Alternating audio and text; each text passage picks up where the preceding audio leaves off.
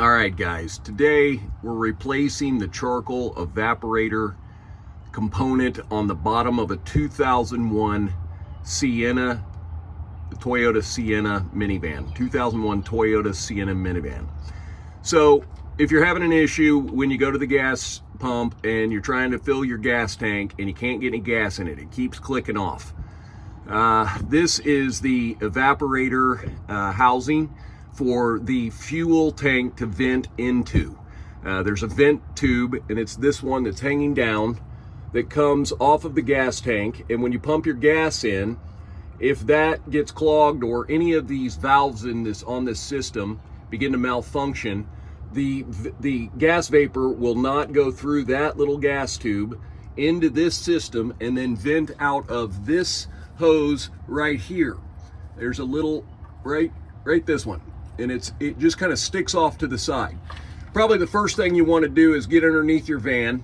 The best way to do this is take the spare tire down, which is right here. Okay, this is where my spare tire was, and it's very tight under here with the spare tire on it. So in the hatch, in the back hatch of the Sienna, underneath the floor mat, you will see a little flap of carpet underneath that floor mat. Lift that up, put a 13/16 socket on it, and lower that down. 13/16 wrench. I use an impact wrench, and I just drop the tire, and then I raise this little clip that holds the tire in place back up.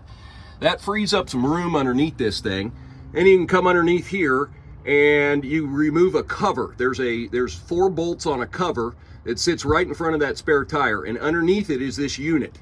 So undo the cover, get underneath here, and then there will be 3 bolts that hold this mechanism in place. The problem that I found with it, I did this last night and it was in the dark and I was super angry, and I've been under here for an hour. I came out this morning, it's hot today, but I'm telling you, I got all this undone in about, I don't know, less than a couple minutes. It wasn't a big deal. I was just freaking out last night because I didn't think we were going to get this thing fixed. But anyway, you're going to get under here, you're going to order the new piece, which I have right here. From Toyota. It's the whole new box. It's got all the ports for the hoses and the vent tube and all that stuff. This is all kind of difficult to film, but I'm doing my best here.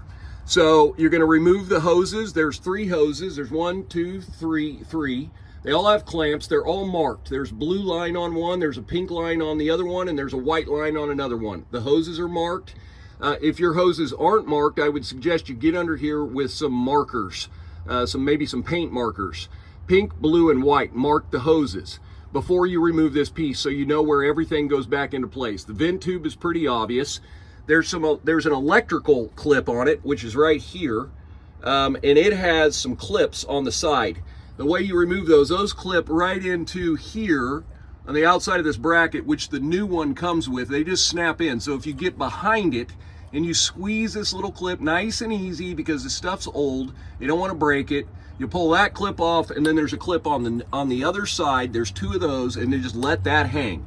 Remove your hoses, remove your vent tube. Now the vent tube is a pain in the butt. This thing, everybody complains about this, but when you get underneath here, it gets some light. Get the thing raised up if you need to, and if you'll just squeeze the side of this thing right here, there's like some tabs, but there's a clip on the bottom side. You can see it maybe right there, and it's this clip right here. It clips around this knot or whatever this is, kind of this rib on this vent hose, and you have to kind of squeeze both sides at the same time. Last night, this is the thing that hung me up. I was under here for 45 minutes messing with this. You can, if yours won't come off, and I sprayed it with a little WD-40 last night before I got out of here, and I kind of, this morning when I came back out, I just squeezed it, and the dang thing came right off. So it was no big deal.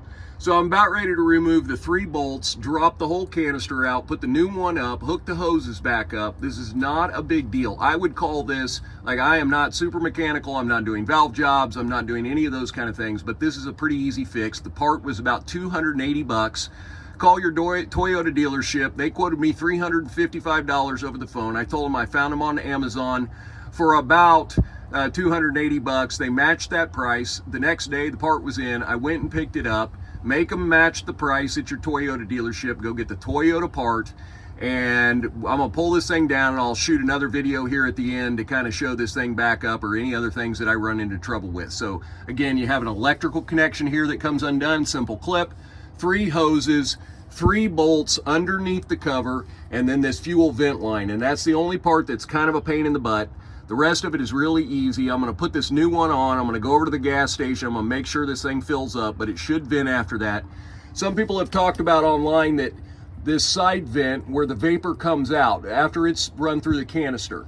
There's a hose on here, and it's short. It's about 5 inches long. If you can pull that hose off, and sometimes people find that like a mud dauber or something, or a moth will fly into this, will climb up under here if the truck is sitting or the van is sitting, and it might make a little nest in there. So you might be able to, it might be as simple for you before you order the part to just take that little hose off and look inside that port and make sure that there's nothing in there. If there is, you can kind of scrape it out with a like a screwdriver. You might be able to pop some of the debris out of there, and then you may be set. You may not even need the part. So I know that is one option to it. Mine unfortunately was not like that, so I needed the new part.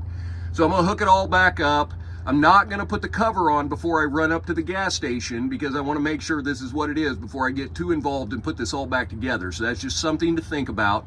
But I just wanted to show you this in case you're having trouble filling your gas tank on your 2001 Toyota Sienna.